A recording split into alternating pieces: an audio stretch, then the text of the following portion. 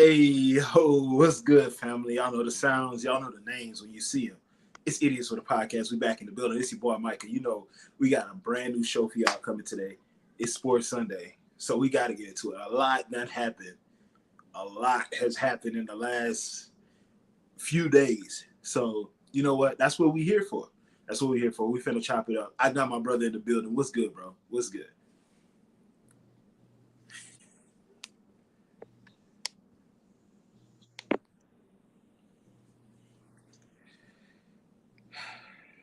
What's good?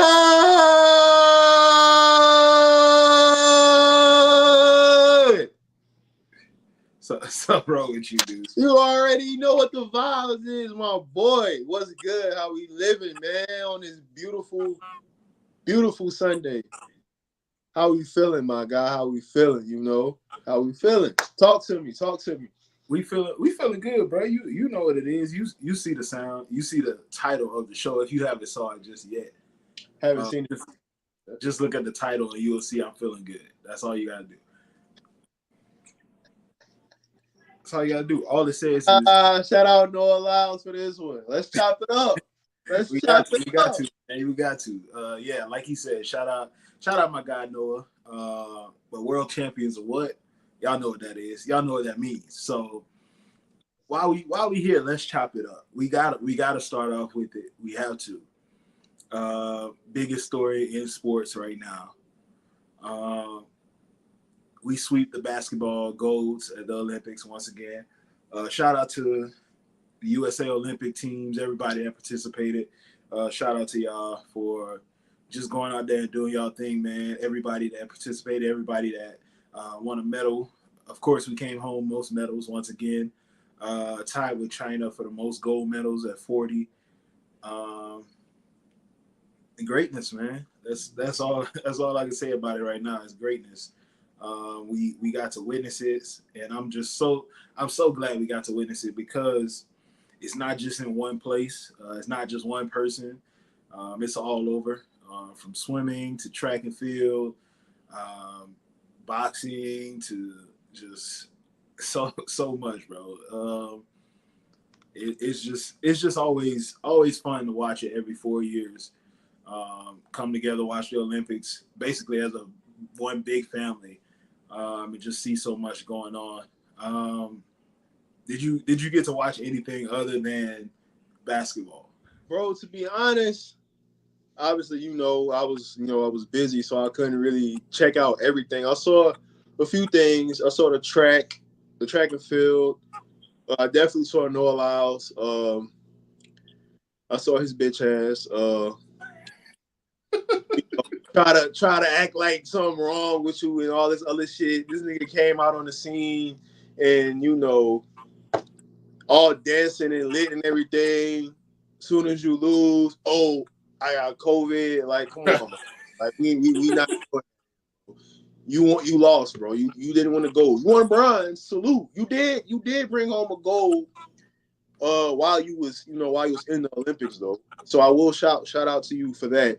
But yeah, bro. Like, dude, he's very arrogant. Like, and that's I guess that's just confidence. Who knows? I don't know. But anyways, shout out to everybody who participate. Definitely the women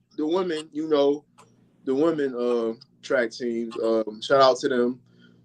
Shout out to every athlete, period, not just US that was out there performing, but specifically the US, because that's where we live.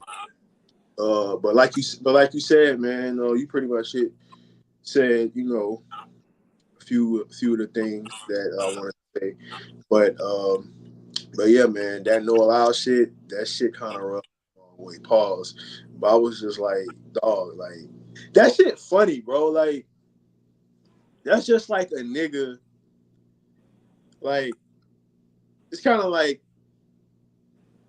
you've been talking all this shit. Just example, you've been talking all this shit,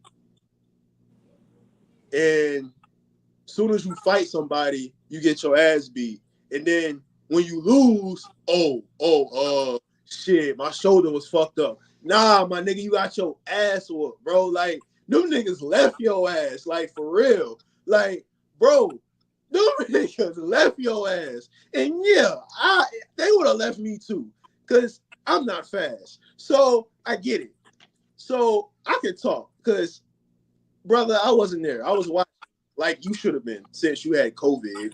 I mean, come on, bro. I'm just saying, if you got COVID, why the fuck is you performing?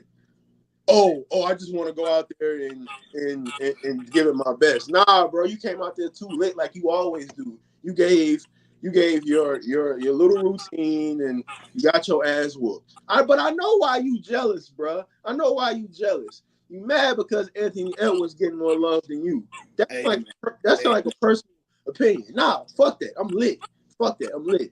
So it's kind of fucked up, you know. It's got, bro, how old now Noah Lyles is? 27, 28 years old. Anthony Edwards just turned 23. In 4 years, in 4 years, this man is going to be way bigger. I'm talking about Anthony Edwards. He's going to be way bigger than he is now. Pause. So, you know, we just gonna look at that from a global standpoint, you know, especially if he starts winning, making deep playoff runs. But yeah, man, that's the one thing I took away from all this. My nigga Noah Lyles is a whole ass nigga. I'm gonna just say that he's a whole ass nigga. But aside from all that, we about to talk some hoops, my guy, because I'm just so glad we as fans we got to watch three of the best players of their generation play on the same. I'm so glad we got to watch the greatest shooter of all time do what he do. LeBron James, the fucking hey, wait, the wait. fucking No, the no. fucking goat, the fucking goat. Say it right. We got The, to watch. We got to watch the best shooter of all time, the best scorer of all time. that's Melo. Fuck that, KD. I'm biased. I'm biased. No, you can say that. You can say that. That's cool. But Melo is gonna forever be the greatest. That's fine, bro. That's fine. No, But no yeah, you Melo right though. disrespect. But greatest shooter of all time, greatest scorer of all time, and the greatest player of all time, all on the court at the same time, closing out the finals. You know what I'm saying? It's just, hey, man. Can I say something? Now, I was gonna say this. I want to say this. Devin Booker and Anthony Edwards were reminiscent of, break it down. Devin Booker reminded me, and obviously they don't play the same positions. He reminded me of how Carmelo, when he came into like 08, 012, well, 08, 2012, and 2016, really 2008 and 2012, how they wanted to see how he would buy in doing doing all the little things that they said he couldn't do, like playing defense and, you know, being a team player and stuff like that. Devin Booker, I feel like, did similar things. And like just being a role player and like shooting the ball, like, bro, let's just be real.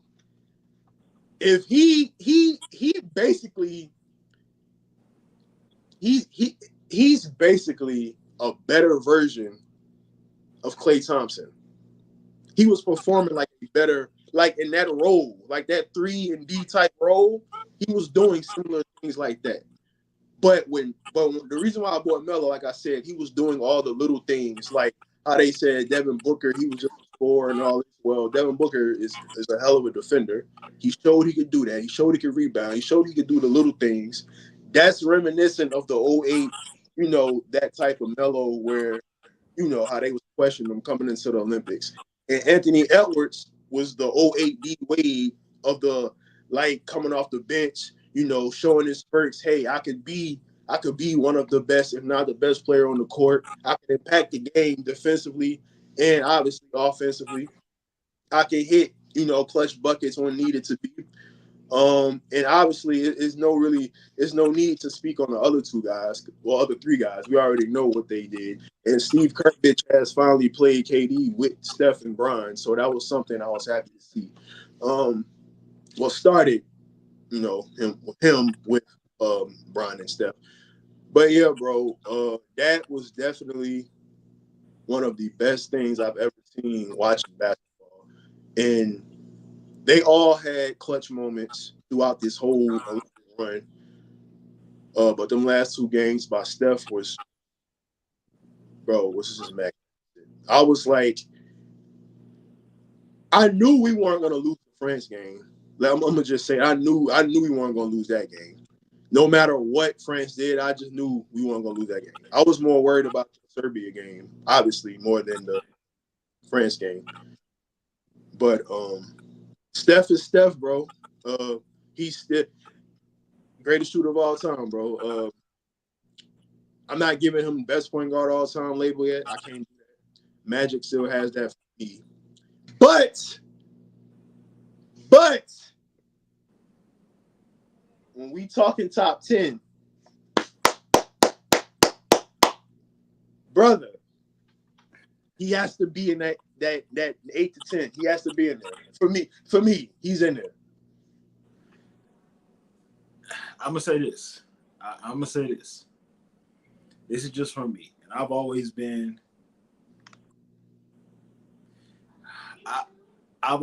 a Magic 1, Steph 2 guy. I'm willing to go 1A, 1B now. I'm willing to do it.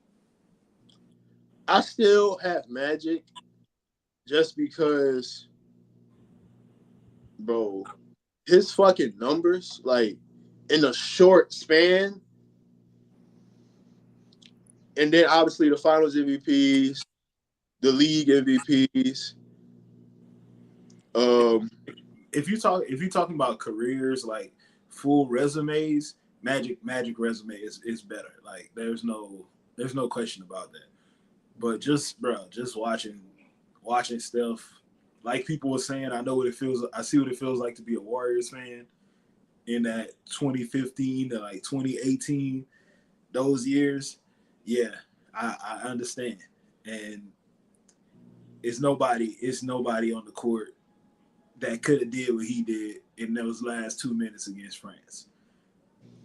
That was ridiculous. Like, and it was set up so perfectly because, like we said, you got the 3 greatest players of this generation on the floor together, and regardless of who had the ball at what certain time, it was always going to be a mismatch for France, no matter what. If you switch it with the person that was guarding Steph, Brian got the advantage. If you try to stick and play up and try to double, LeBron gonna find the open man. And then if you swing it over to KD, he can make the decision to go one-on-one like he did against Serbia, or when he made the decision against France to go right back to Steph because he had the hot hand. Bro, that pass. Oh, what can you do? That pass. What can you do? And shout out to everybody on the team, man. It's so, this team was so for me, there's so many similarities to the 08 team from this one. Not in the fact that I want to compare as far as who's the greatest team of all time, like Olympic team, because 08 got my vote. But when it comes to the roles that people played, it's like, similar. It's a lot of similarities. Like, everybody brings it up, and this is the whole debate: who was the best player on that 08 team? It's the same player who was the best player on this 24 team. It didn't change. He was the best player. The closer, that conversation can be a little different because there was games where Bron closed, there was games where KD put the dagger in, and there was also this game where Steph just went bananas. But if you put it together, you could say Bron was Bron. Yeah, Bron was Bron. You could say, I'm looking at the roster, and yeah, we gonna get into that question because I'll let you know why I picked the 08 team. But Bron was Bron. You could basically say, just looking at it, you could basically say Steph played more of a. It's not, he didn't play Kobe's role, but when it came to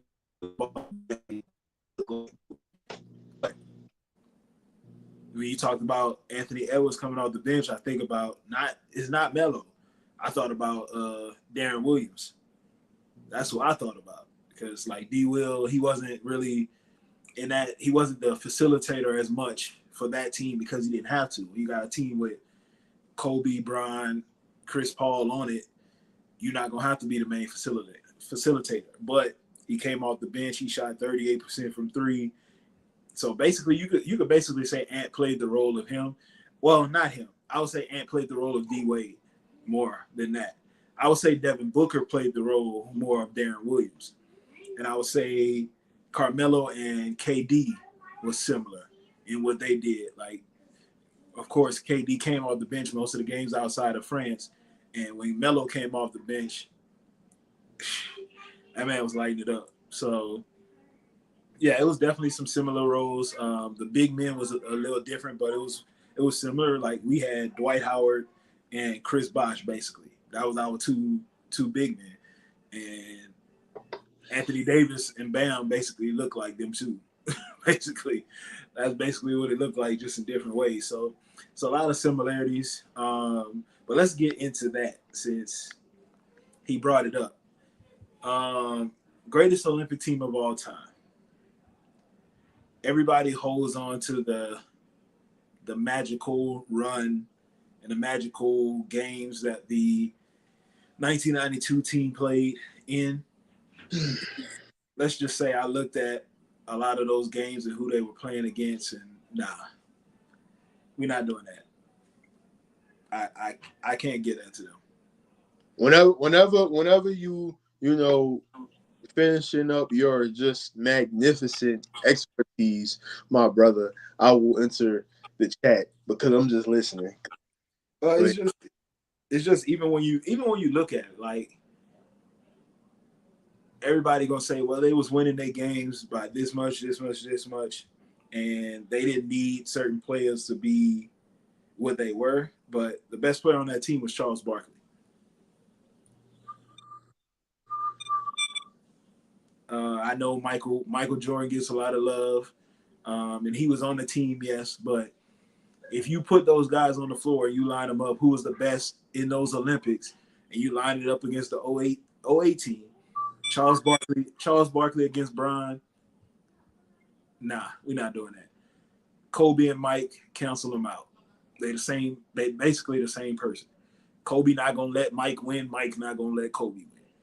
Now, if you want to go after that, we're not gonna mention that other guy that, but who? Chris Mullin. Who will not mention him? Mention him. Who? No, we're not mentioning that pedophile.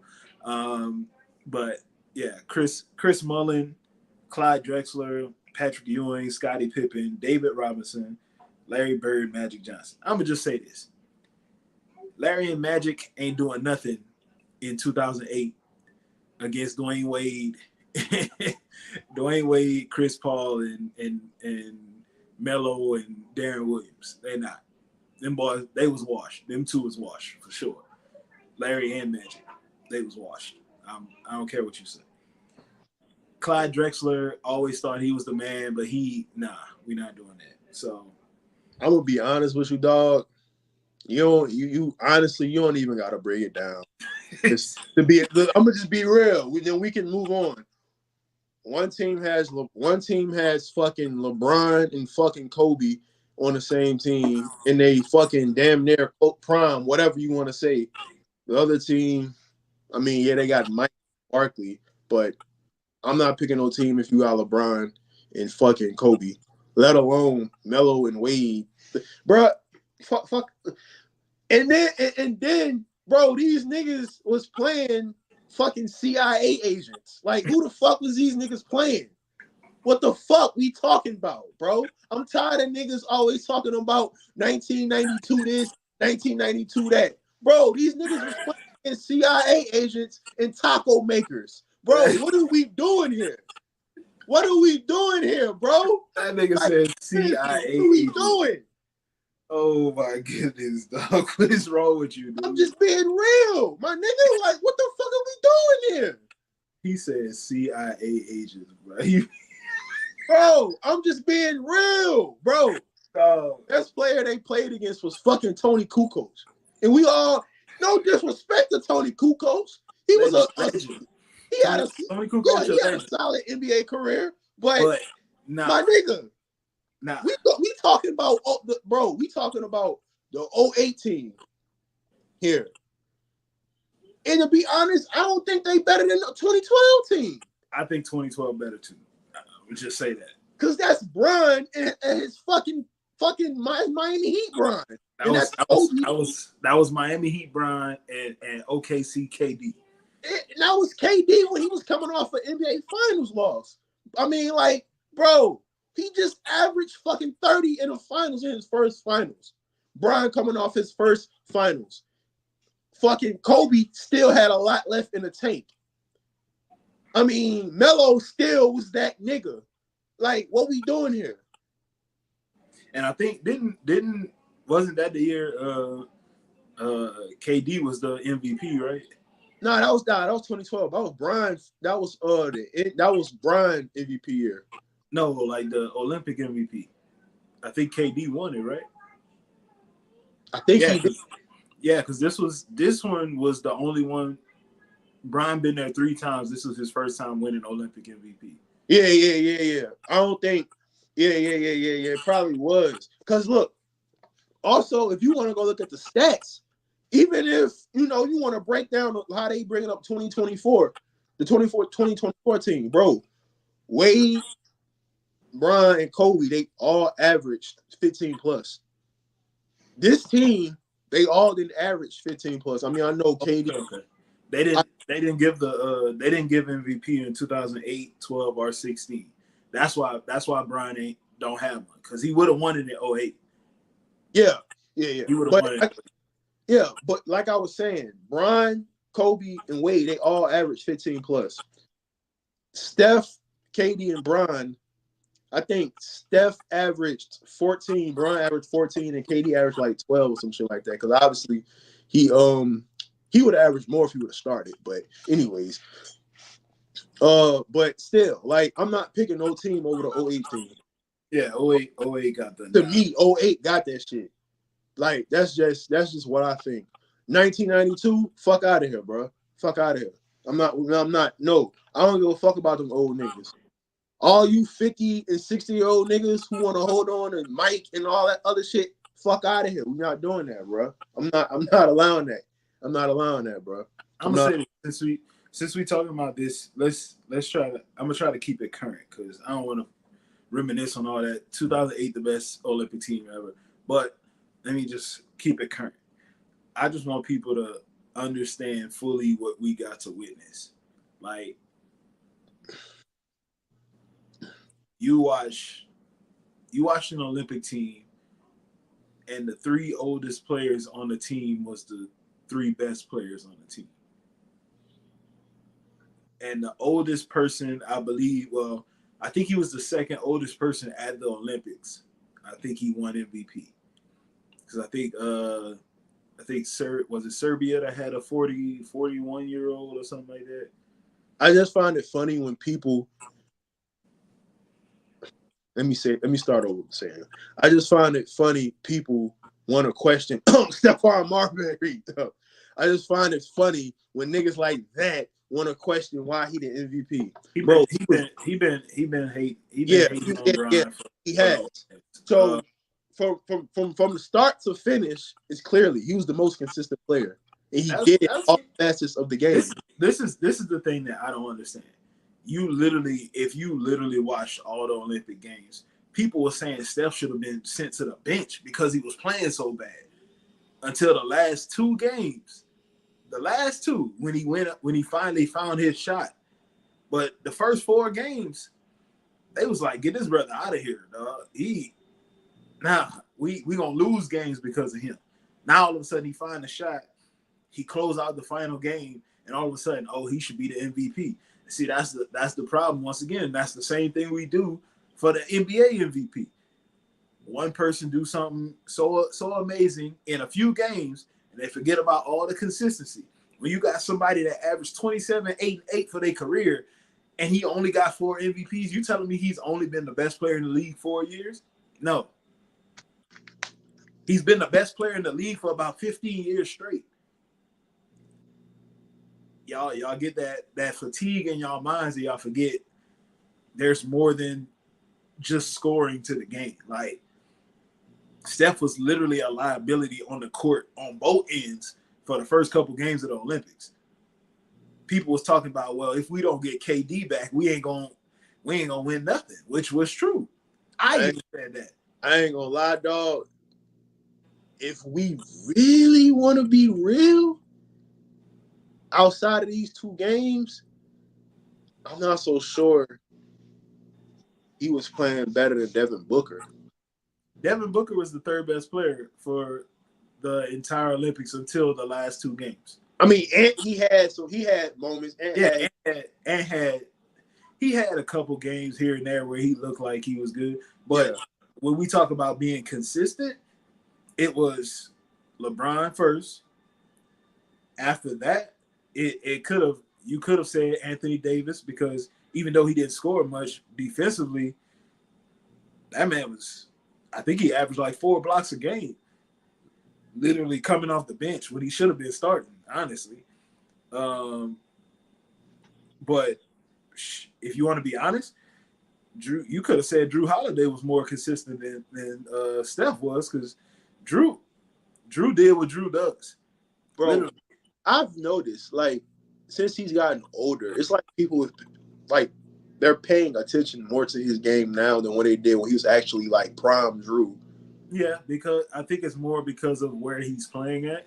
And the crazy thing is, he played in New Orleans with Anthony Davis when they made it to the playoffs, and people still didn't give him the love that he deserved. He was locking Dame and fucking McCollum the fuck up and dropping buckets. The crazy thing is, and even before that, when he was in Philly, yeah, he was young Drew. Yeah. He was more of a scorer than he was a defender, but his defense didn't go nowhere. Yeah, his defense just got better. His offensive game, of course, we knew he could get into the paint and everything, but the outside shot finally got there, and he's been consistent since then. But yeah, they just finally started showing him the love he deserved when he got to Milwaukee. That's when they started noticing, because he was on a team that was competing for championships now. All of a sudden, oh, he's a key member now. Oh, why did Milwaukee get rid of him? Why they let him go to Boston? He go to Boston and win a championship. The man does all the things you need a championship level guard to do. If you need him to score, he can score. No, he's not going to go out there and give you 25 a night, but he can give you 15 to 18 if you need it. He going to go out there, he going to play tough defense no matter who it is. This man was literally out there in a playoff series trying to guard like people that's not even in his in his weight class, basically. Like when they used to play games against whatever team LeBron was on at the time, and he would guard LeBron. Why? Drew Holiday is like 6'2", 6'3" at best. Yeah, he's a tough dude, but come on now. When they used to play the Pelicans, Drew Holiday guarding LeBron James. Why? What are we doing here? But he ain't complain. He ain't make no excuses. He would just go out there and do his job. Now people love him. It's like, oh yeah, Drew Holiday, he the glue of all these teams and everything. He been the glue. Y'all just noticing that. So, but yeah, as far as Devin Booker goes, we don't win that gold medal without Devin Booker. I don't care what people say. If you swapped out Devin Booker and Jason Tatum, we don't win a gold medal. We don't. I'm sorry. I watch, and for everybody that's upset, all y'all Boston Celtics fans, if y'all watching this, I don't care. If Jason Tatum got the minutes that Devin Booker got, we don't win a gold medal. And I'm glad that Steve Kerr put him on the bench, because for the last 4 months, basically, Jason Tatum's jump shot has been broken. He ain't been shooting the ball well. At one point in the Olympics, he was 0 for 14 on jump shots. He was not shooting the ball well. He would get to the rim, he can't finish, and he plays like a light skin when he gets in the paint sometimes. It happens. That's what he does. And like I said, as great as Jason Tatum is, as great as he can be, to me, he's always going to be the second best player on his team. And I'm sticking to that. There's moments where he looks like he could be the best, but if you had the mentality of the other teammate, I would look at you differently. You just don't. And honestly, when we look at the Olympics, is just who is he taking minutes from? There was nobody out there that was such a detriment that if he played, it would have been different. If you want to say Derek White, that's fine. Derek White in the first couple games, he was one of the best players on the court for us. The last couple he struggled, but the first couple games we needed Derek White. So I don't want to hear that, man. All that criticism of Steve Kerr. While I don't think he's a great coach, him not playing Jason Tatum is not gonna make me upset. Because why would I be upset about that? Let him come back in 2028. Hopefully he's a better player and he makes a difference. But I'm gonna just say this: in 2028, he ain't gonna be the focal point of the team either. So y'all gonna be crying then. So, like I said, but yeah, let's get back to those three guys. And I tweeted this the other day. I said I don't think there's a better big three in any generation of basketball than these three. And I'm trying to find one. I guess the only ones close for me would be Magic, Bird, and Jordan. That's the only ones close. 2000s. Who would you say was the big three then? Kobe, Shaq, Duncan. Nah, brother. Nah. You taking this? Bruh. Hey, I don't know, bruh. The reason I say that is because... No, I'm not saying you wrong. I'm saying you're taking this three over over that three? Yeah. When it comes to this level of basketball, yes. Oh, Olympic basketball? Yeah.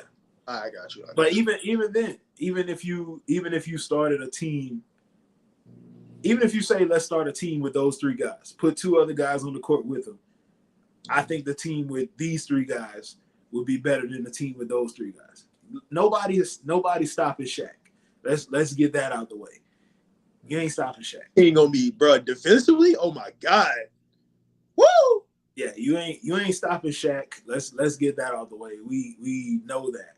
I'm just but I have no issues with you saying Dwight Howard can challenge him. I'm not gonna say he ain't stopping him, but hey, all I'm gonna say is I saw 19-year-old Andrew Bynum posterize Shaq. Man, come on, bro. Come on, bro. That was Miami Heat Shaq. Come on. Hey man. I'm just saying. No, being serious. I think Tim Duncan and Shaq is, if you put them on the same front line, that's the most dominant front line ever. The problem is you gotta have who's matching up with others, because I could say let's put Brian at the point guard. What you gonna do? But it goes both ways though. But that's the thing. If I put Brian at the point guard, we got to find somebody for Steph to guard. Who else you putting with them? So you gonna say put Allen Iverson in that lineup against Steph? Or are you putting Allen Iverson as pick the 5 best players from that generation, and I'll pick the 5 best from this one? Is Allen Iverson in that lineup? We're gonna come back to Allen Iverson because I saw something that I need to address with him too. The 5 best players in the 2000s. Yeah, you 3. You would need 2 more around them. So who is the best small forward in the 2000s? I mean, you got KG's was one of the 5 best players in the 2000s. He was, but he plays the same position as Tim Duncan. That's what I'm saying. So but if you go with that lineup, which if you want to put that lineup out there, that's fine. But just say this. No, young KG was stepping out at the 3 and playing, defensively. He was, but at the same time, are you putting that lineup on the floor? Not doing that, no. But, Exactly. so who I'm trying to figure out who was the best small forward in the 2000s. You take a small forward and you take a point guard. Point guard. Give me J Kidd. Okay. Jason Kidd is nice. I'm gonna just say this. I don't think he gonna run around the court with Steph. But I don't know, bro. J Kidd is one of the best defensive points. J Kidd one of the best defensive. Yeah, he definitely one he of the probably best. won't. That's the thing. Running around with Steph, bro, your cardio, you gotta be in shape. You know, it's a little different. Yeah, it's a little different, but it goes both ways though. Because Kidd get the rebound, he one of the best rebounding guards ever. He get the rebound, he going. Yeah, of course. So who's the best small forward though? That's what I'm trying to figure out. Let me see.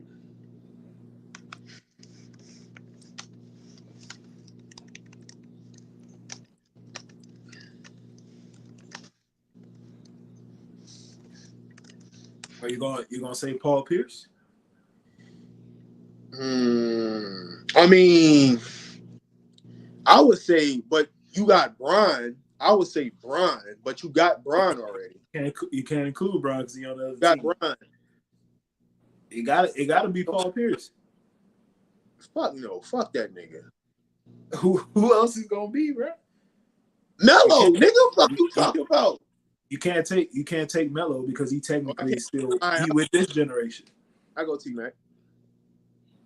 T-Mac. So you going J Kidd, Kobe, T-Mac, Duncan, Shaq. But T-Mac was kind of like a 2 and 3. So yeah, they can all play interchangeable. I'm not, as much as I love that team, I'm not doing it. Bruh, I don't think it's bruh. That's just mine. You feel me? I'd go them 5. But KG, obviously, if you like, if we just best 5 and not by position, and we just saying best 5. If you do best 5, then that's a little different. Yeah, we on best 5. But if you say best 5, then this generation lineup changes too, because it's gonna be Bron, Steph, Melo, KD, and who else get that last position? That's tough, bro. For the 2010s? Yeah, who get that last spot?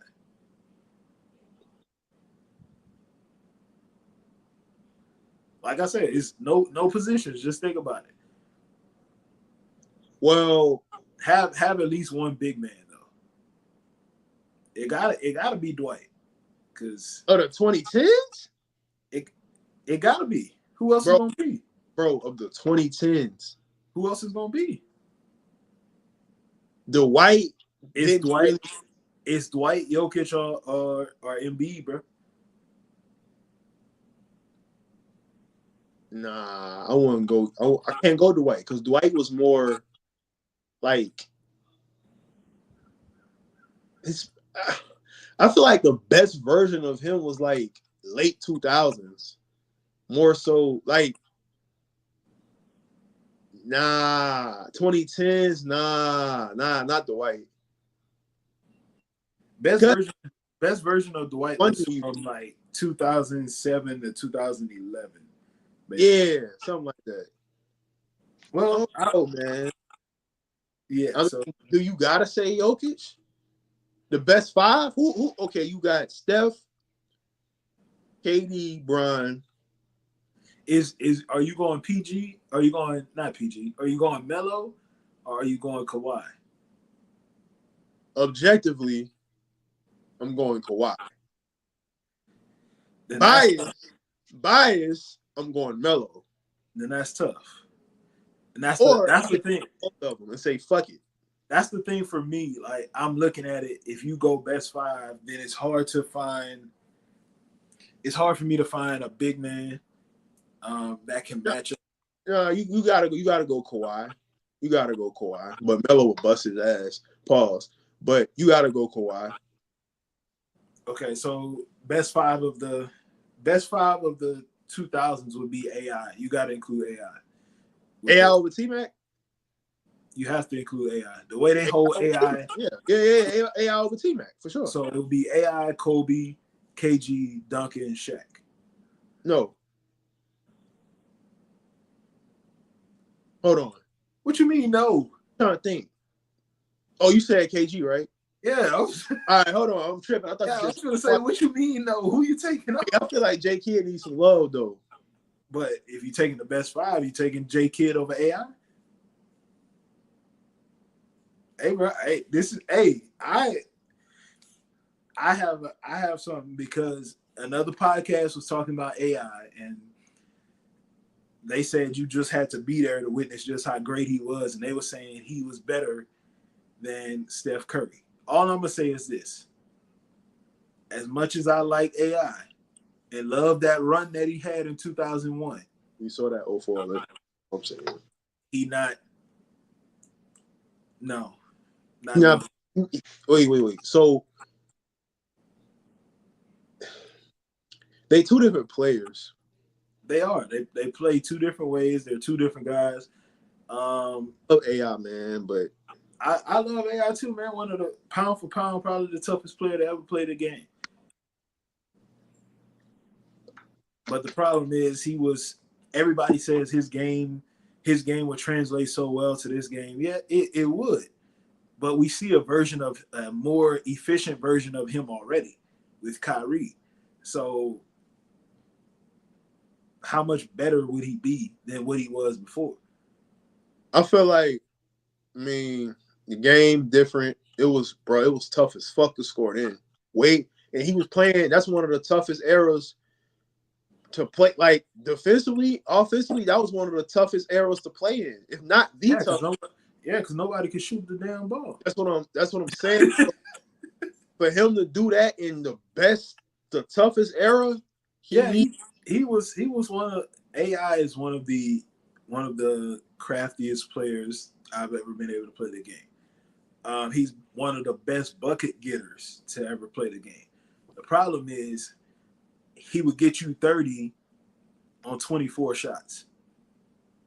That's not going to change when you put him in this era because there's still some players now that need 24 shots to get you 30.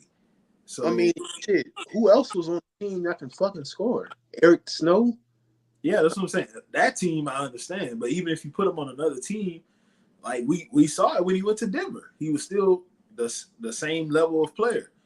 There was nothing that really changed, and he had better talent around him, and he was still that same inefficient scorer. Would his efficiency go up a little bit more? Yeah, but also at the same time, while the defense was better, the game is now really more athletic. So it's not just big men blocking your shots. I mean, it's fucking Victor Wembanyama standing at the basket now. Like, so the original question is he a top 5 player of the 2000s? I mean, who else is there? I mean, unless you want to say like Dirk or somebody, and now you got all big men. So, I mean, technically, I think Dirk is above him, but like, I mean, I think that 5 you said is pretty accurate. KG, Duncan, Kobe, Shaq, and who was the last one? AI. Yeah, I think that's pretty accurate. And that's what I'm saying. The only true advantage that the 2000s has, honestly, is the front court. And you're counting. Wait, why is Brian not in there? Because he on the other team. So I took him out. Oh, so you not counting him because you okay? I got you. Yeah, if I do Brian and Brian, then. But no, we just saying the best 5. So you're saying the best 5 versus the best 5. This is what I'm saying. If you put Brian in the other one, you have to put Kobe in this one. Because Kobe played some of his career with these guys. So wait, hold on, wait. Because I ain't gonna lie, I'm confused for what. So are you saying the best 5 players of the 2000s? At first, I said the best 3 players of this generation against any other 3 from any other generation. Okay. I put Kobe and Shaq and KG all in one, and then I put Durant, Bron. Even though Bron started in 03, he's still playing, so I still consider. I got you. This one. I got you. But like I said, even if you switch them, because if you say, let's say Bron, you say Bron played in 2003, he can go with the other generation. He can of the 2000s, because 7 years of his career was 2000s. But at the same time, I could also say Kobe gonna go with the 2010s, because 6 years of his career was in the 2010s, and he got 2 championships in this generation, or one basically, however you want to put it. So yeah, that's why I tried to separate them. So I didn't want to put Brian on both teams and Kobe on both teams, so that's gonna cancel out. So yeah, that's why I did it that way. But the other team, you said AI, Kobe, KG, Duncan, Shaq. Yeah, I think the only true advantage for the 2000s team is in the paint, because this generation ain't got nobody that's gonna hold Shaq to anything. Yeah, Shaq the most dominant player ever, so there's nothing for them to do with that. The problem is the shooting is just gonna be crazy on this side. I don't know, bro. That's tougher than I think. It's tougher than you think. And also the best player on the floor still plays in this generation. So especially if you take the best version of all of these guys, yeah, the best player is Bron. Like, that's not the best player is Bron, but the next 2 or 3. I would say the next 3 would be in the 2000s. That's what I'm saying. But the problem is, after those 3, then you switch it back to this side. So that's what I'm saying. Like, it would go Bron. To me, it would go Bron, Shaq, Duncan, Kobe. Then you switch back. Curry. Now this is where it comes in. KG or KD.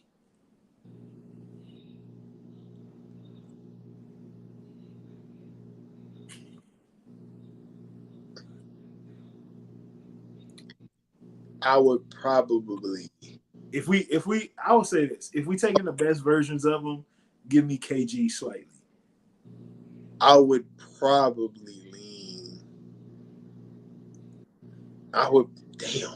That's the thing. It's tough, bro. It's tougher than you think. He better than KD.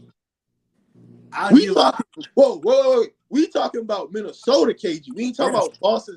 I mean, best versions of all these players. Bruh, let's just say that nigga was the defensive. KG was. Yes, KG. That's why I said. That's why I said KG. I'll give KG the nod. I'll give him the nod. So if he's better than KD, then KG is a top 15 player of all time. I love KG. I like KG more than a lot of players. So what about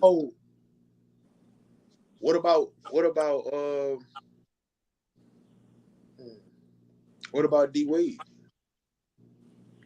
Ooh, I think D Wade better than him, by the way. But. So you would say Steph, Wade, Bron, KD, and well, if you do it that way, I would take prime D Wade, and I've said this before. I have AI as the 3rd best shooting guard of all time. I think D Wade is better. I think we don't need to question. We don't need to explain. Yeah. But just for the people who gonna watch this, act like a nigga don't know shit. Yeah, we don't need to explain that. Bro, Wade was on the route he was taking. He was going to be like, it was always Kobe and Wade. The route he was going after that finals championship. I remember those questions, those MJ comparisons. I remember. I was there.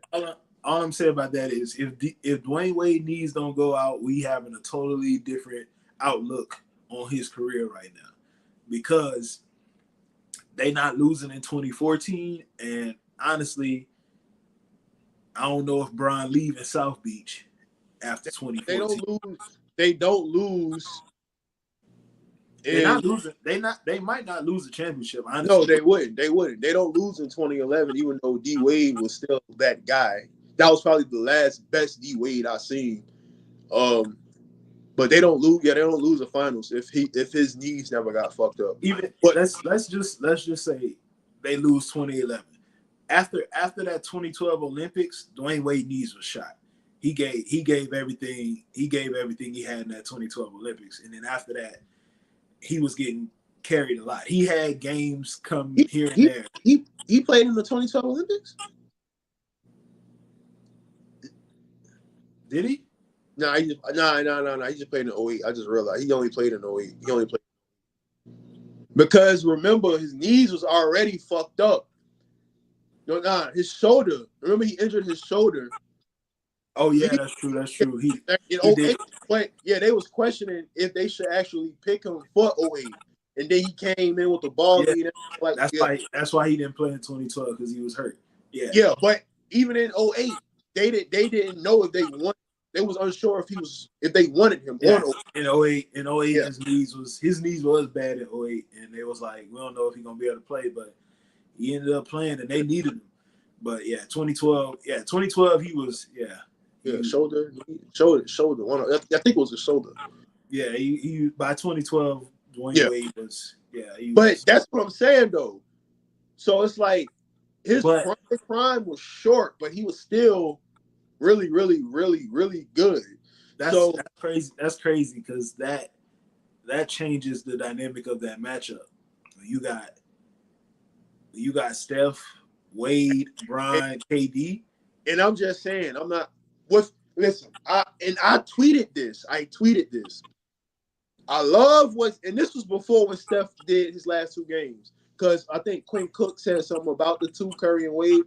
Yeah, I love what Curry did the last two games. I love it. I mean, I love it. You feel me? I love it. That's some of the best Steph I've ever seen. But we talking 08 D Wade, Olympic D Wade, bruh. No, 08 Dwayne Wade. If you compare him to this Curry, give me 08 Wade. Yes. 08 Wade was just They don't win that ball without him. Bruh, Brian was the best player. Kobe was the closer. But when there was something, when they got in trouble and there was a struggle going on, they would put Dwayne Wade in the game and he would change the whole dynamic of it. That's just how impactful he was. Why do people bro, I don't think people understand, bro, what that man Wade was do, bro. Like, he wasn't a good 3-point shooter. But the mid-range, getting to the bucket, getting to the free throw line, posting up, and in transition, playing defense, he was good at so much. It didn't matter about the three ball. I mean, he would have his occasional threes where he would pull up, but like I said, he was so good at so much. It's like it was just crazy, bro. Coming off that pick and roll, going downhill. Oh my God! It's the thing that we've fallen in love with the 3-point shot. People forget that when you can get to the basket and score efficiently, you don't need the three ball. That's why people try to downplay LeBron so much. They'd be like, oh, his jumper ain't that great and he get most of his points at the rim. Why would you not get when you shoot 70% at the rim, why would I not get to the rim? But that's the thing though. Bron can score everywhere on the court. Exactly. He can. But if I can get to the rim, what's the easiest shot in basketball? A layup. That's the easiest shot in basketball. For some people. Except for that one dude at the halftime that had the glasses on and he threw the ball in the stands. But we're not gonna get into that. Some people just not athletic at all. But if I can get to the rim at will and I can make 7 out of 10 shots at the rim while being contested, why would I not shoot at the rim? That makes no sense whatsoever. That shit made me so sick now. Niggas be on a fast break and they want to pull up for a 3. Nigga, just go to the fucking hole and draw a foul. You ain't Steph, nigga. The fuck you doing? But yeah, man. Just getting back to it. This run was incredible to watch, man. And just being able to see those guys share the court, the only time we'll ever be able to see it. Everybody talking about we need to see this in the NBA. No, you're never gonna see this. These guys, this is not. You might see Steph and Bron. That's about it. You're not gonna see Steph, Bron, and KD on the same court, unless it's an All-Star game. That's the only time you're gonna see it. But watching them and having to see them go back to their teams and the way their front offices are after watching this is disappointing because all three of those guys still playing the game at a high level. Bro, they're still in the top 5. I don't care nobody. I have no issues with that. I don't. Listen. Luka, Shea, and fucking and who? Yeah, Embiid and the rest of these new niggas, bro. No, it's clearly just niggas. The franchise holding shit down. 3 of them guys. Look, bro, it's no order. No order. This is the top 5 in the NBA, and it's solidified. KD, Steph, Bron, Jokic, Giannis. I don't care what nobody else got to say. If you want your name to be in there, be better than those guys, and I don't think nobody else is better. Joel Embiid has moments, but you got to get past the second round to put your name in that conversation. Who that next 5? Next 5 can be Embiid, Luka. You can have your name in there. SGA can.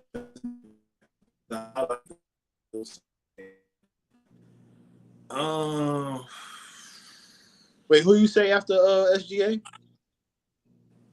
Embiid. You said Embiid, Luka, and SGA. Yeah. All right, so you got 2 more spots. The last 2 spots, man.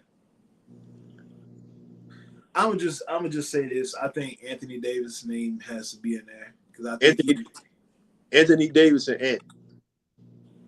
I can't put Ant in there yet. I got Anthony Davis and Ant. I'll leave Ant out when it comes to the NBA. I don't know. That's a good question, Ant, bro. It got to be Ant. Because I don't really have nobody definitively that I want to put in there. It got to be Ant.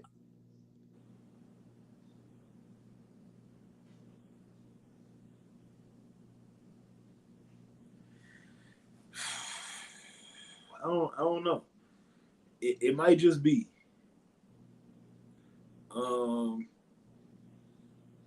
Yeah, that's.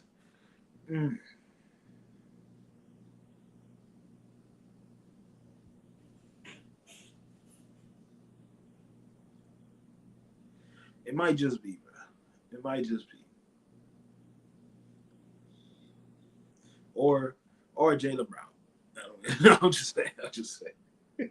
That's my guy though. That's my guy. Top 15. I'll give him a spot in the top 15. But I won't put him in the top 10.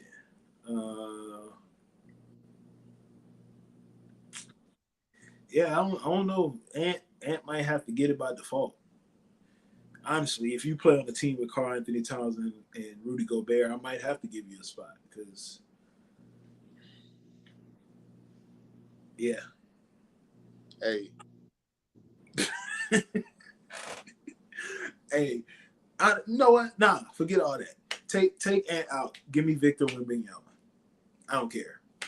I'm going there. And like they said, this will be the last Olympics you ever see Victor Wembanyama not be the best player. If that's the case, take Embiid out and put Victor in and leave Ant in. I'm fine with that. I have no issues. But are you putting him in there for potential or like what we doing? No, I think he's that good right now. He just plays in San Antonio. Like it's just they're not trying to win anything. Yeah. Hey, all I know, listen, 2028. They This better. shit get no easier. I see the whole conversation about how people saying, "Oh, the world not that much closer to us than they think they are." This, that, and the other. No, they may not. If you talk about from the top to the bottom, 1 through 12, no, nobody's roster is ever going to be able to compete with ours. But them top 3, 4 guys on some of these teams, hey, bro, we gonna have some issues because honestly, we walk into the Olympics in 2028. Listen, dog. We talking about in the next 4 years. I know I saw big men named Bam and Chet. I love Bam. Chet has to show me, but I wouldn't be mad if he's there. The problem is other teams are gonna have their young guys that's coming up. Like you talk about France, I believe they're gonna have still have Victor Wembanyama. Isn't Wait. Alex Sarr the one that just got drafted? Ain't he from France? Yeah. So we don't know what he gonna look like. I'm hearing a lot of Cooper Flag. Cooper Flag gonna be nice. Why is Ace Bailey not getting that love? I'm just being honest. Why? Honestly, I haven't watched much of either guy. I just know Cooper because he's going to Duke, and I don't like Duke. So. I know why he's getting that love. Chill out, bro. No. We know we're not skipping over this. Hey, we're bro, not skipping over this. Chill out, bro. No, we know it ain't no chill out, bro. When do I ever? Chill out, bro. Chill out, bro. No. See, chill, bro. Chill. This is the problem. I'm not saying he don't got game. Cooper Flag got game. Cooper Flag. This has. I'm not talking about any of this. I have no idea. I have nothing of substance to add about Ace Bailey because I haven't watched anything. Let me say this. Cooper Flag has game, but the love and the hype he's getting, I know why he's getting that. You know why he's getting. Even though I'm not gonna say that because you say you haven't really watched too much of him. I'm gonna just say this. I know why Cooper Flag is getting all the hype, and yes, he does have game. Like I said, he has game. But like I said, I know why he's getting all that hype. And for anybody that's listening, you know why he's getting that hype. It's 2 reasons why. I don't want to say it, but you could put this on the stage though. What he just said. I'm gonna say this. I'll say this. I don't know much about Ace Bailey, but no. I do know. Ace Bailey is a wing, bro. Like I do know what he talking. I do know about AJ, bro. I do know about that guy. Dog. Now we talk about Cooper Flag. Listen, all 3. The crazy thing is, all 3 of these guys are basically playing the same positions. Bro, listen. That guy is a dog. Send him to the NBA now. Right now. I do know that guy. So now. That's all I'm gonna say about that. I know that guy. Send him to the league now. He one of them ones, bro. But seriously though, Ace is a fucking beast. Shout out to Ace, man. He at Rutgers.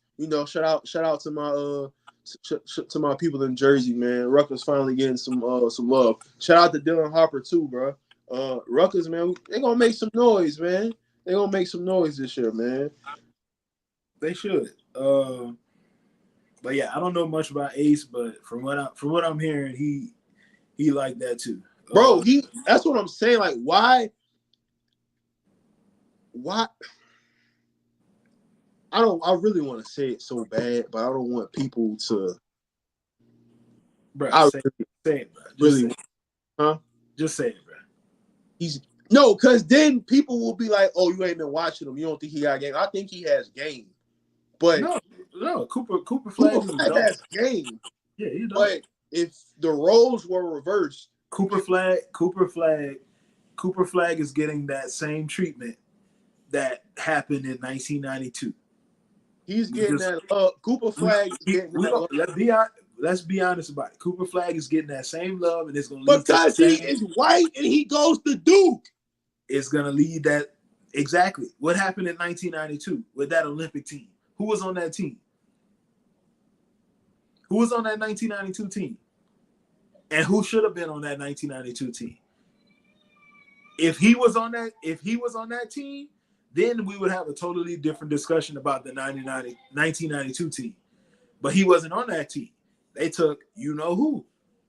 When, of course, that guy was better. We know that.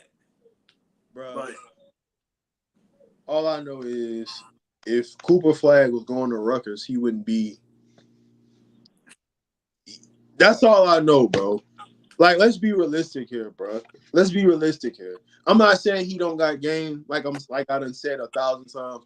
Cooper Flag has game, but Duke, and on top of that, he's white. And no, you bitch ass niggas, I'm not racist. So I'm just being real, bro. That's the reason why. Like, we just being real.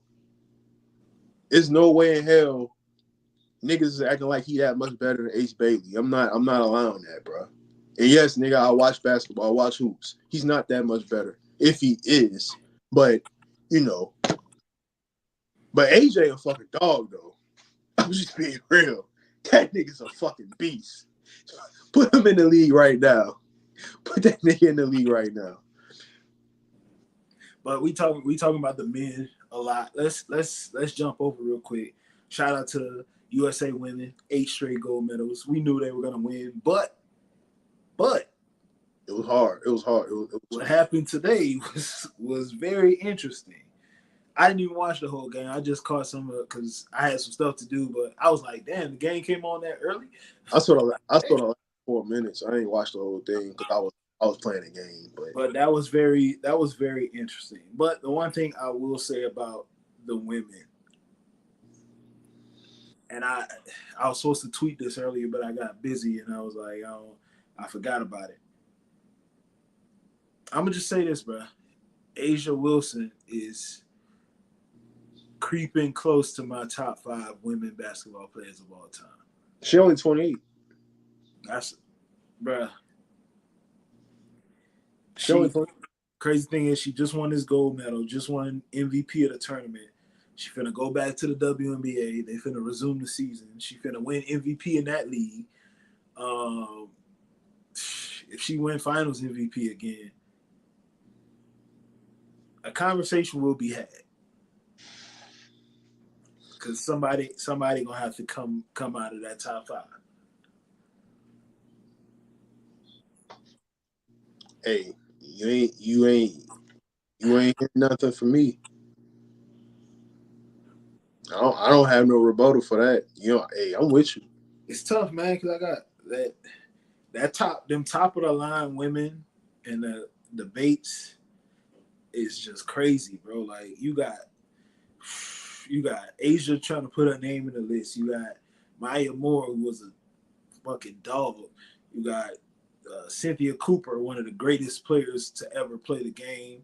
Cheryl Swoops, who already know what that was like. Shamik Holslaw, one of my favorites. Candace Parker, just ridiculous. Breanna Stewart, literally the only female basketball player to win 4 straight tournament MOPs. Like that's not even heard of, bro. Like literally, she walked on to UConn as a freshman. They go undefeated, win a championship. She tournament MVP, unanimous All-American 3 times and 4 times. 3-time National Player of the Year. Then go to the WNBA, win a championship and MVP. Bruh. Resumes don't get no better, bro. Like, dog. Like Cheryl Miller, Lisa Leslie, dog. This is just crazy. Like, that white girl name should not be in the discussion with any of these people. So, who? You know who I'm talking about. Not Stewie. No, Breonna Stewart deserves to be in that. Who the other one? Caitlyn. Not yet.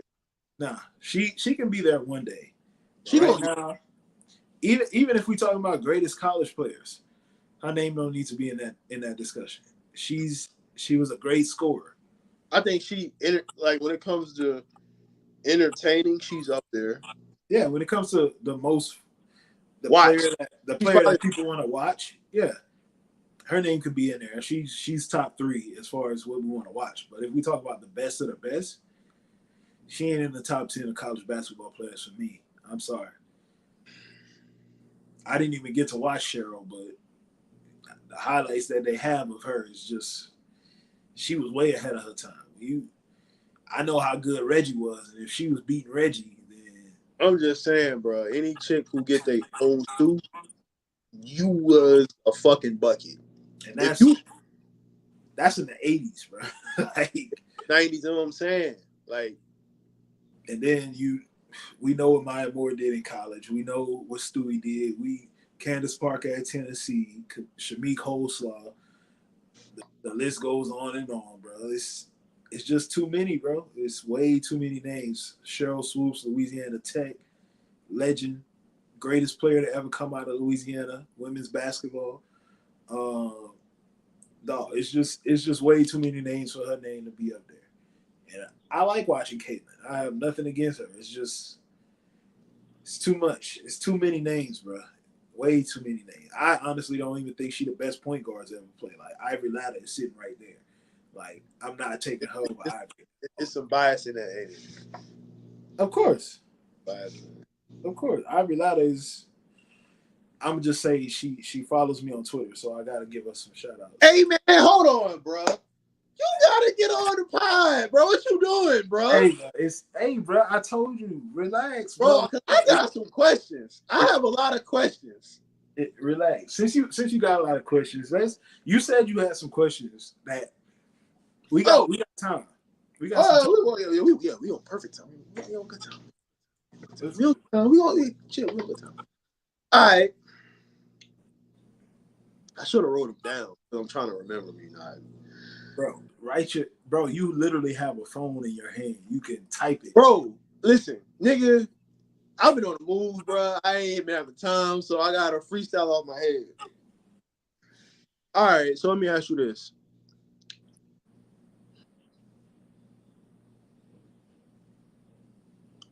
Top five.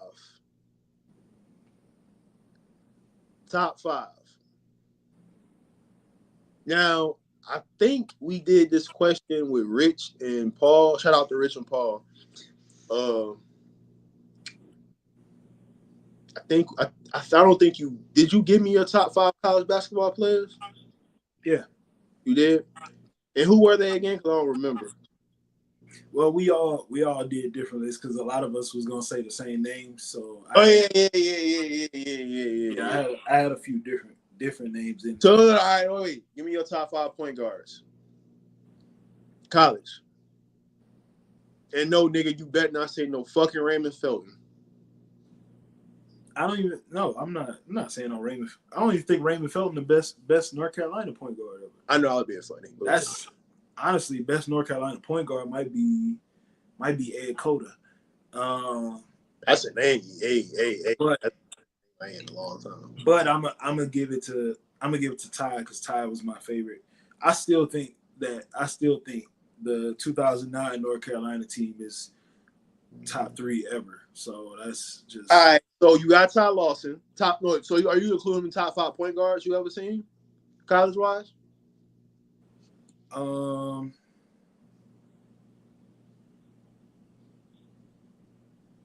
This ain't objective. This is just to you. For me, that I've seen,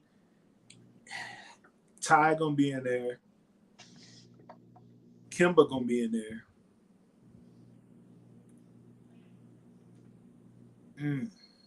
It's some names, bro. Cause that's the thing. I really want to put.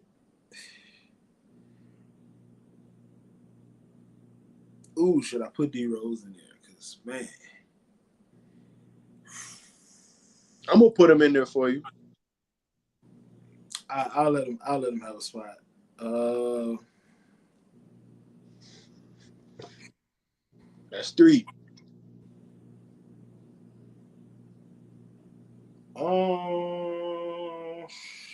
sheesh,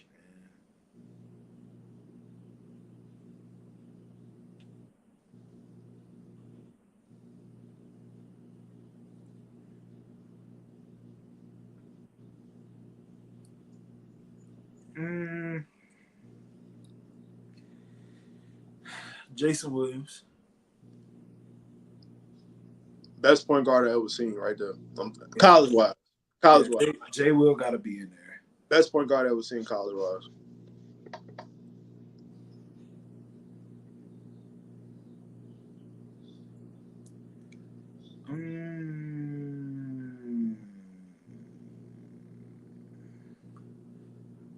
That last spot tough because AI was tough. Scotty Reynolds was tough. Yeah, it's some names in there. I can't remember his name that went to Kansas. Collins. Sharon Collins. Yeah, Sharon Collins was tough. John Wall was tough. Woohoo! Man.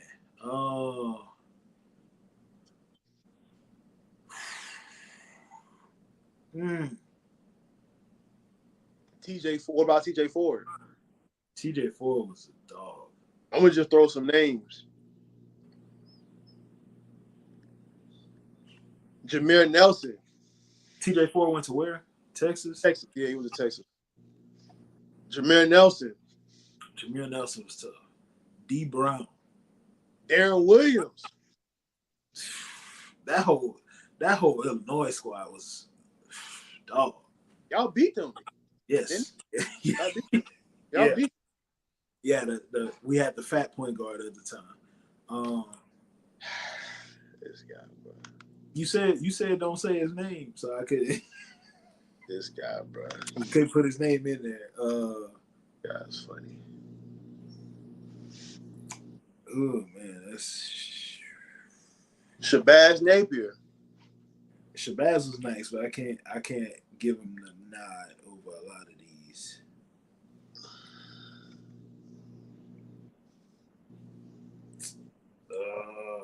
I might have to give it to John, bro. I might have to give it to Wall. I ain't gonna lie though. Mateen Cleaves was nice too. Team was cold. Team was cold. Team was definitely cold. Trey Burke was cold too. Man, that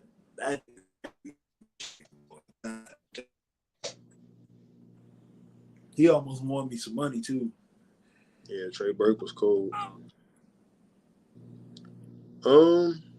Hey, you know who was a cold ass? You know who was two cold ass point guards in college though, and we don't talk about them a lot, but I'll give them their props. Kirk Heinrich. I'll give him his props. In college, hey, Kirk was nice. I'll give him his props. Kirk was cold in college. But Gravis Vasquez. Oh yeah, Grievous. Yeah, Grievous. Yeah. That nigga used to get on my nerves. He was cold. I used to want to fight him so much. But speaking of Gravis though, this dude, he kind of a clown now, but that nigga Juan Dixon was nice. That guy was nice. Yeah, Juan was cold. Juan was cold, bro. Wait, who was that when they made their run? Who was that? Kayla Lucas. Nah, for Louisville, Peyton Seaver. Peyton Seaver. I don't know why I said Kayla Lucas. He was just in my mind because he was a point guard and Kayla Lucas was cold too. Oh yeah, definitely. But Caleb Seaver, that was. Oh yeah, Peyton Seaver was cold. Yeah, Peyton Seaver, yeah, that was nice. Ooh, that's a name right there. AC Law. AC Law, yeah, AC Law was cold too. AC was nice, bro. AC Law was cold. But yeah, Jameer, I'll give Jameer the last spot, bro. Jameer was a dog. That St. Dog. That St. Joseph's team. They got beat by Oklahoma State, I think. Yeah, that team was tough. Him and Delonte West. Hey man. Hey, bro. They was tough. Them teams was cold, bro.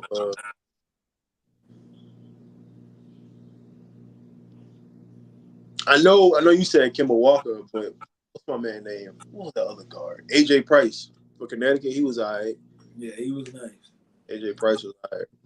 Kemba, I just got to give Kemba. Everybody, the way people talk about Allen Iverson running 2001, that's what Kemba did for UConn that year. And the difference was he won it. Bro.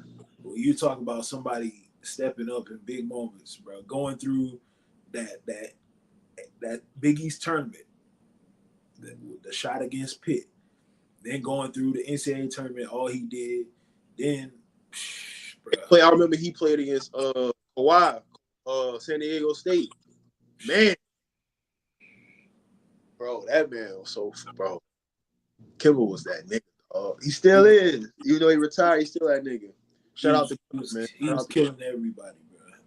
There was nobody that could stop that man. That's facts. So yeah, that's mine. All right, okay. What you got, bro? I know you got some more questions, bro. Oh nah, I want to revisit. So I said KD or KG. You chose KG. So is KG a top 15 player all time? He got to be if he better than KD. That's the thing. Is he better? You said you think he is.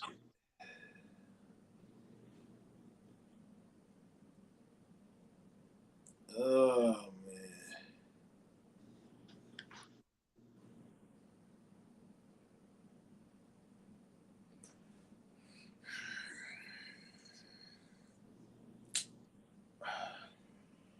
I'll give him a nod. Just yeah, I'll give him a slight nod. But I think KD is right there. You think KG at his peak is better than KD at his peak? Yeah, because I credit both ends of the floor. Even though I don't think at his peak, I don't think Kevin Durant was a bad defender at all. I think he was an above average one. You just think KG was a A+ on both ends. Like he could go out, he could give you 25, get you 13 rebounds, 5. What they talk about what AD is doing, what AD do, even though obviously he be like inconsistent. KG was doing that shit on a night-to-night basis. So I'm with you on that. So you basically saying KG is the top all time. I'll give him that. All right, now let me ask you this. But I also think Kevin Durant is top 15 all time too. Okay, I got you. So do you have KD over Steph all time? I think you do, right? Player, like I said, player to player, I think KD is better. All right. Let me stop. Wait. Let me stop. So is KG better than Steph Curry? Player to player, yeah. Okay. But the resume is just it cancels that, and then I got you. I got you. Like, but it's the same way with like for the whole Kobe Bryant, Tim Duncan argument. If I had to choose one to start my team with, I'm taking Tim Duncan. But if I had just one game, that's tough. Even though I love Tim, bro, Kobe just got that nostalgia about him. But like he beat him in the playoffs more times too. Player to player, Kobe might be better slightly, but Tim Duncan resume is top 5 all time. Like there's not 5 people. I'll say there's not 5 people with a better resume. I say there's 4, but not 5.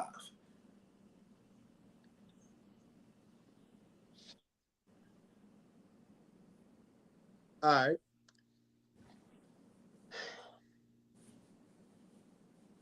Okay.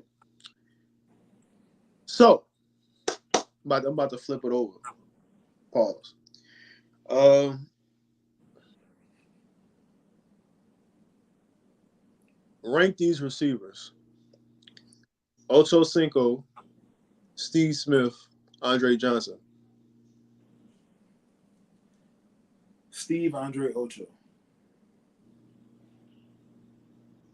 Mm, I probably would flip flop Steve and Andre. I won't. The reason why, as great as Andre was, and I know his quarterback play and all this and other.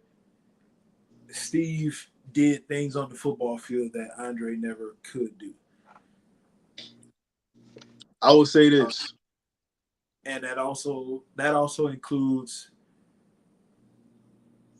being a return man too. People don't remember when Steve was a returner. Yeah, That I man would got say. that I would man got say. six. He got 6 return touchdowns in his career, and people don't even know that. I will say this. Shout out to Darrell Reeves. By the way, who they ask him about all the receivers that he Moss, Ocho, Terrell, Andre, Steve. He gave Terrell slouch, Randy slouch. This is prime Reeves, by the way. Um, Steve Smith competitor, Ocho competitor, and they asked him about Andre Johnson, beast. That's just for people who don't, really know who Andre is, um, or to describe him. So I got you. Um, hmm. And the thing, this is before we keep going. Steve to me, bro, is just Steve gets held in higher regard for me than a lot of people. Um, Steve played more games than Andre. Andre definitely got targeted more.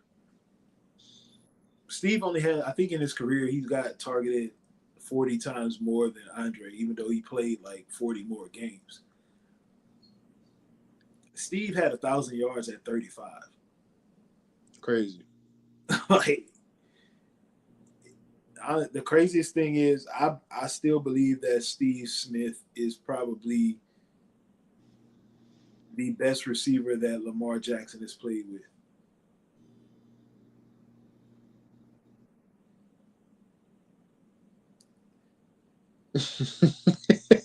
Like I'm thinking about it. Like No, he dead ass is.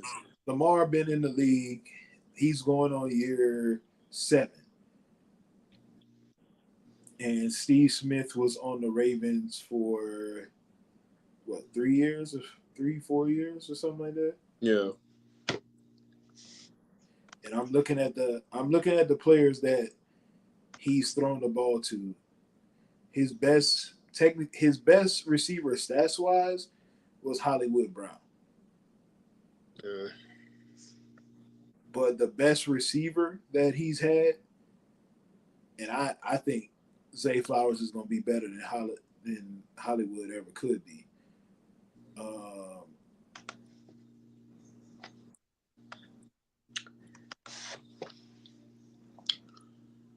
but did he play? Did he have Steve Smith? No, he didn't. So yeah, he's the best. But Steve Smith had 1,000 yards at 35. Wait, he did have Steve Smith, didn't he?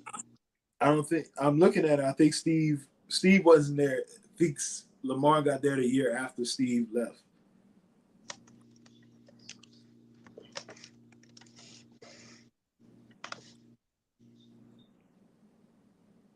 I could have sworn he was playing.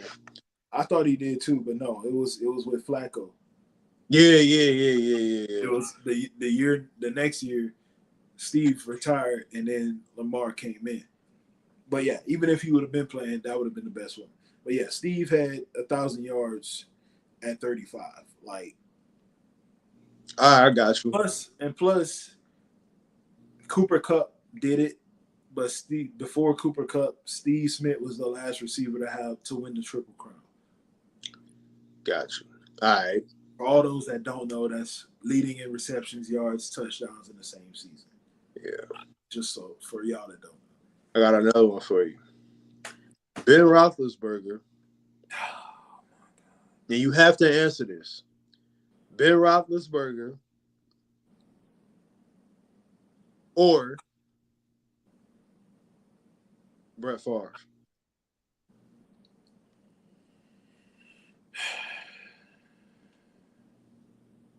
Give me Ben Roethlisberger because I don't rock with Brett Favre.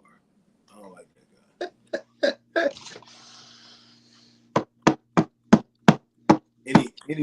Anybody that's willing to steal welfare money when they're a millionaire.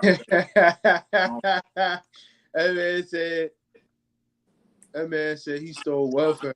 What the fuck? I don't rock with you. Plus at the same time, Brett Favre, while he gets regarded as one of the best quarterbacks of all time, that's understandable. He was one of the worst turnover machines I've ever seen. He definitely is. And that pass that he made in the 2009 NFC Championship game that cost Minnesota a chance to go to the Super Bowl is still the worst pass I've ever seen a quarterback throw in a game of that magnitude. There's none worse. They literally had the game won. All he had to do was not turn the ball over. And this man decides to throw the ball back over the middle of the field for no reason at all. He could have ran out of bounds, got 5 yards, and just got out of bounds. But no, he wanted to be a hero. And give me Ben Roethlisberger, bro. I don't even like Ben Roethlisberger that much, but give me Ben Roethlisberger. Oh man.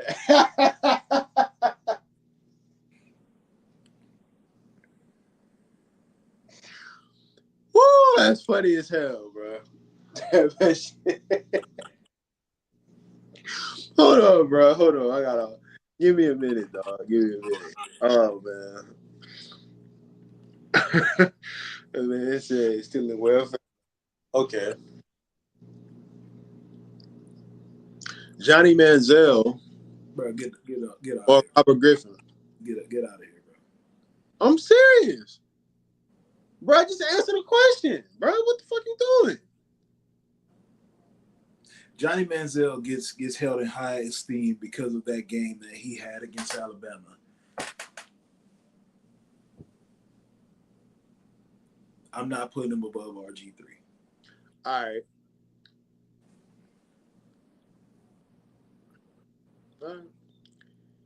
I disagree, but I'm not putting him above RG3 because no, I'm with you on that. But Baylor shouldn't have even won that many games, honestly. Yeah, Baylor shouldn't have won that many games. I'm with you on that. I agree with the RG3, but I don't know. His Heisman year, Manziel Heisman year, I definitely, Yeah, Johnny was great. Salute to him. I'm not taking him over RG3. Not doing that. You're not taking him over RG3. I agree with that one. But the one you said he gets held in regard because of the Bama game, come on, bro. He does. That put him on the map. Yeah, I mean, but because nobody was really beating him. He gets held in high esteem because of the way he played in the Bama game. The problem is there was other games on that schedule, and yeah, he had some great games, put up some crazy numbers. I know you struggled with LSU, but the games that mattered the most after that Bama game, he ain't look too good. So that's all I gotta say about that. And I'm not saying he didn't deserve the Heisman or nothing like that, because he definitely deserved it. He said good thing Florida caught him early. we was gonna beat him anyway because our team speed was just ridiculous. Defense.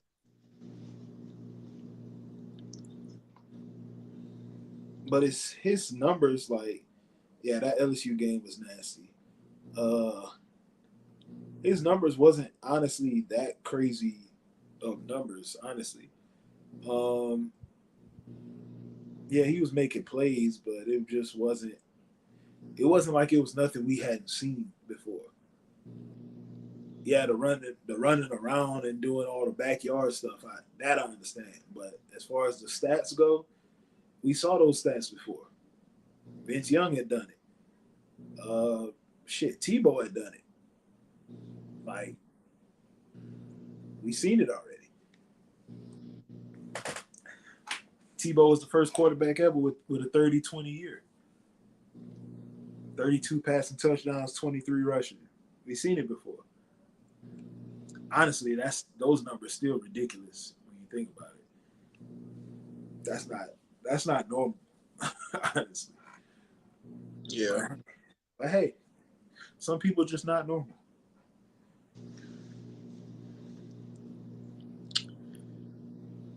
I don't really have no more questions, fam. Couldn't write nothing down, bro. I would say this because you brought up the Steve Smith.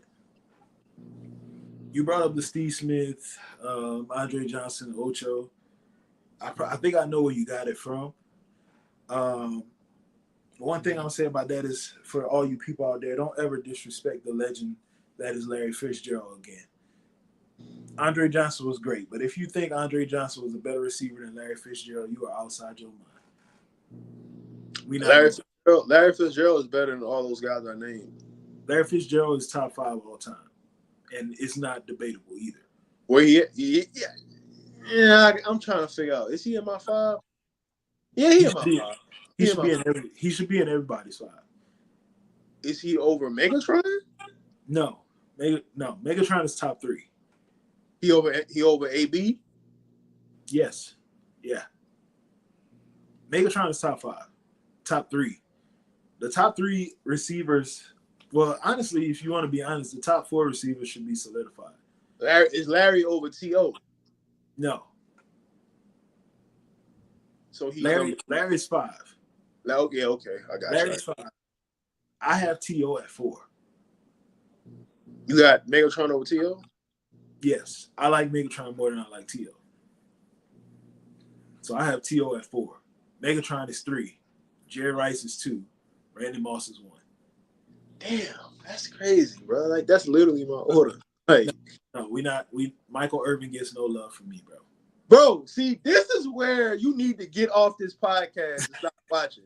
I'm tired of you Cowboys always insert niggas who ain't got no business to be where they at. No, wait. Let me take that back. Michael Irvin does get some love from me, but not as far as top 5 or top 10. I was about to say. Yeah, he don't get top 5 or top 10 love from me, no. Because he not better than AB. I don't care how crazy AB is. He ain't better than AB. They both crazy if you being honest. So, yeah, they are both crazy. No, nigga, it ain't about you asking a question. You a Cowboys fan. You can't. That's the thing about y'all, Cowboy. Y'all think y'all want to insert people in questions who don't belong. Like Emmitt Smith being the greatest running back of all time. He don't belong there. No, he don't. He don't. I can take over Emmitt right now and not be mad at all. At least. Emmitt Smith. Barry Sanders is 1. LT is 1. Walter Payton is 1. Adrian Peterson is 1. And if we just gonna be honest about it, Jim Brown is another. So, like, what are we doing here? Salad. Honestly, I like Marshall Faulk more than I like Emmitt Smith. So, what are we doing here?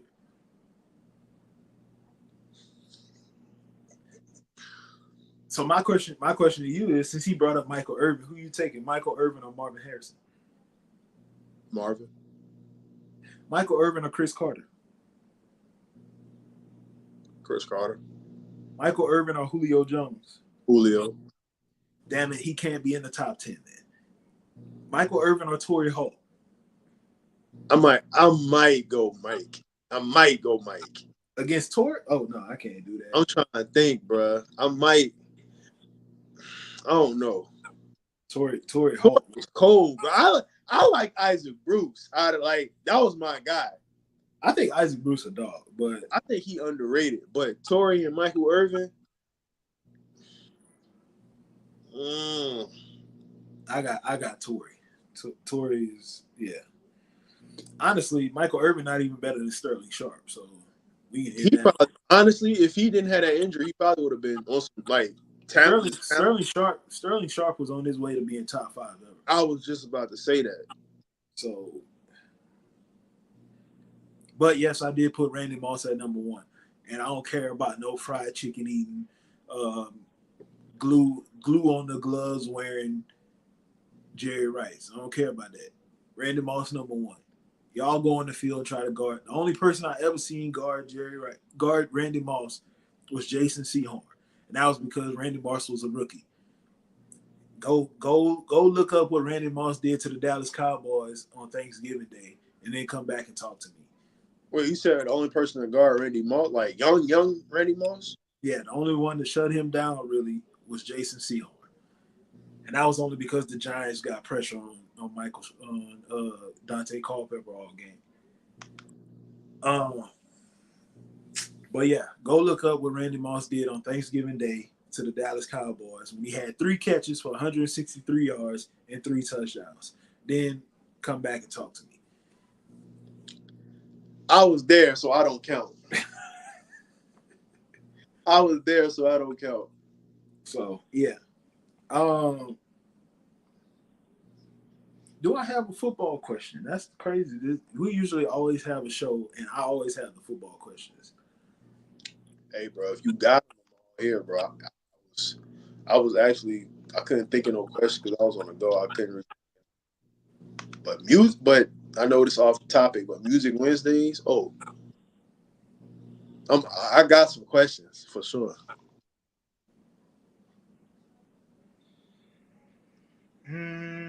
Or even if it's basketball, I'm with it.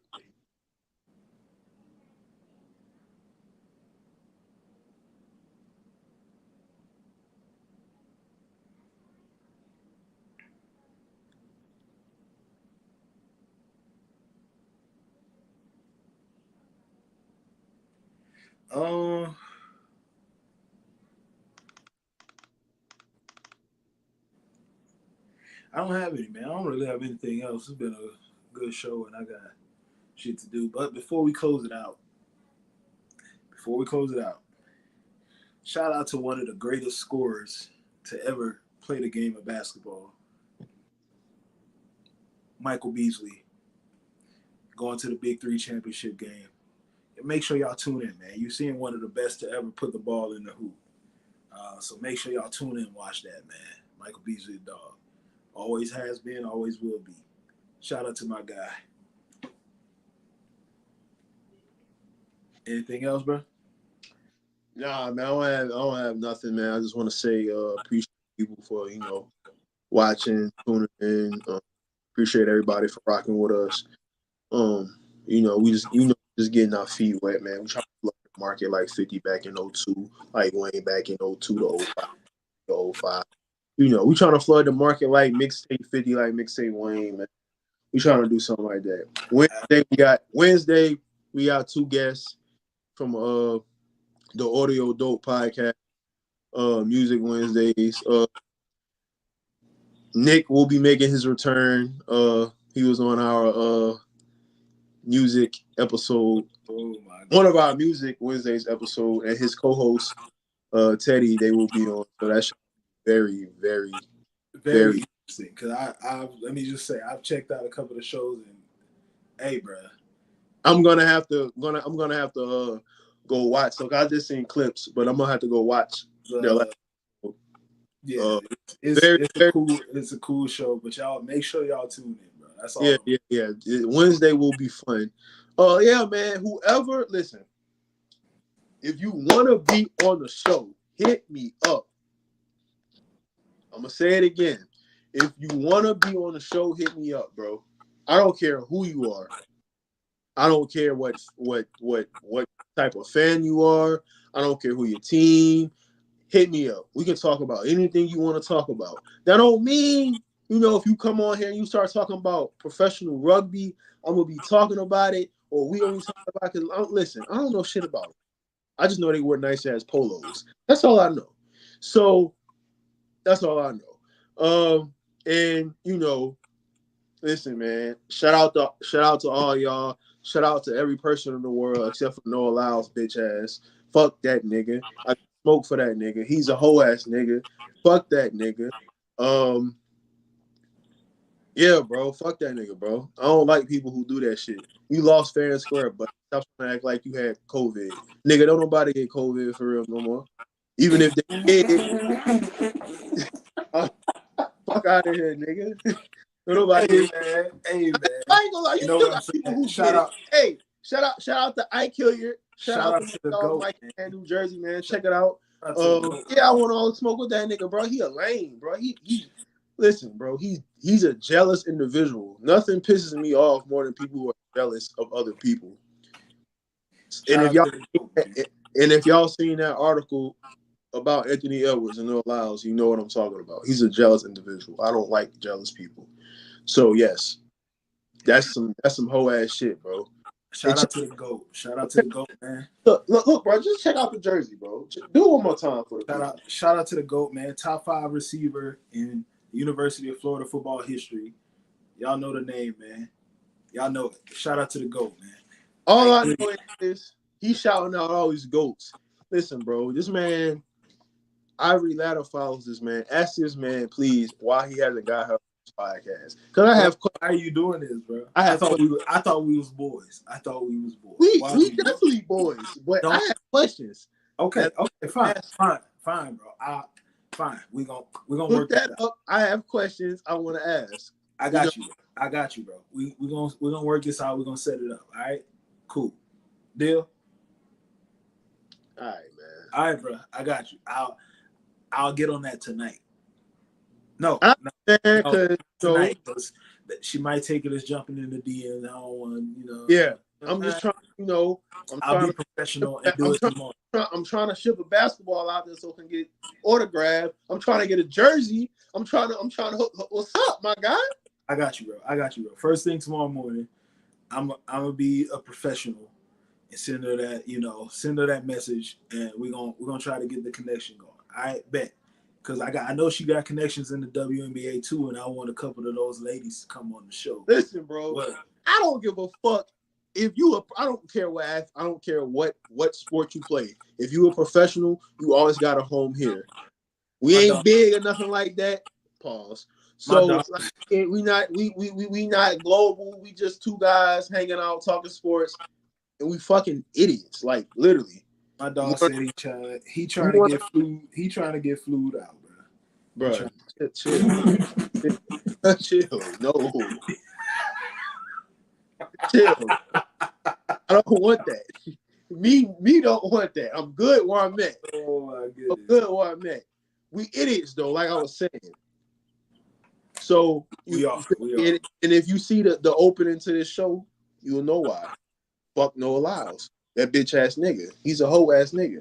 Tight ass braids. Fuck that nigga, bro. Lame ass nigga. Hey, bro. If you still rocking, nah. Let me not go there. Bro, you a 30-year-old man with. Never mind. 30-year-old man and your first name Noah. Fuck out. It is for the podcast. Make sure y'all follow us on all our. No, bro. I don't want to get flued out, bro. Stop saying. Follow us on all our socials, Idiot Sorta Podcast. You can find us wherever you look it up. Follow our individual pages as well. We're going to have this up on YouTube later on tonight. Y'all can watch the playback. It's going to be on Twitter as well. You can watch the playback. Facebook, you can watch the playback. You can watch it wherever. We're going to try to get the audio on there as well so y'all can listen to the podcast, Google Podcasts, Apple Podcasts, wherever you find podcasts, you'll be able to listen to it. But this is Idiots with a Podcast. It's been a pleasure bringing y'all Sports Sundays. Until next time, Wednesday, 7 o'clock, we got Music Wednesday coming back. Until next time, bro, Idiots with a Podcast. We are out. Good night.